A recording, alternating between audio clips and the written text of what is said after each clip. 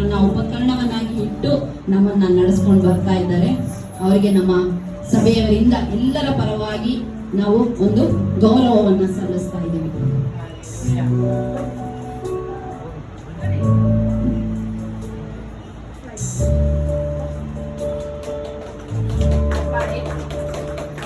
ಚಪ್ಪಾಳೆ.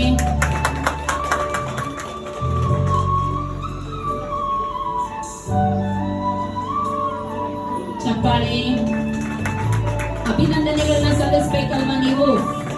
ನಾವು ಚಪ್ಪಾಳೆ ಮೂಲಕವೇ ನಾವು ಸಲ್ಲಿಸೋದಕ್ಕೆ ಸಾಧ್ಯ.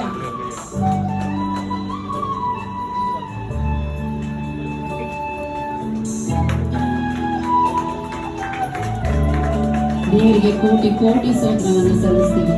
ಈ ನಮ್ಮ ಸಭೆಗೆ ಇವರು ಶಿರಸಾಗಿದ್ದಾರೆ. ಸಭೆಗೆ ದೇವರು ಶಿರಸಾಗಿರ್ಬೋದು.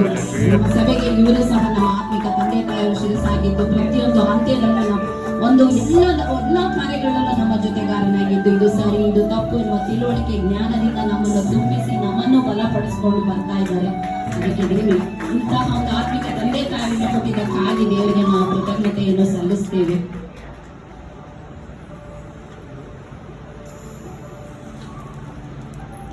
ಮತ್ತೊಮ್ಮೆ ಒಂದು ಜೋರಾಗಿ ಚಪ್ಪಾಳೆಯನ್ನು ಕಟ್ಟುವುದರ ಮೂಲಕ ಒಂದು ಆತ್ಮಿಕ ತಂದೆ ತಾಯಿಗಳಿಗೆ ನಾವು ಗೌರವವನ್ನು ಸಲ್ಲಿಸಿದಕ್ಕಾಗಿ ಆತ್ಮಿಕ ತಂದೆ ತಾಯಿಯರು ನಮ್ಮ ಒಂದು ಚಿಕ್ಕ ಕಾಣಿಕೆಯನ್ನು ಸ್ವೀಕರಿಸಿದಕ್ಕಾಗಿ ನಾವು ನಿಮಗೆ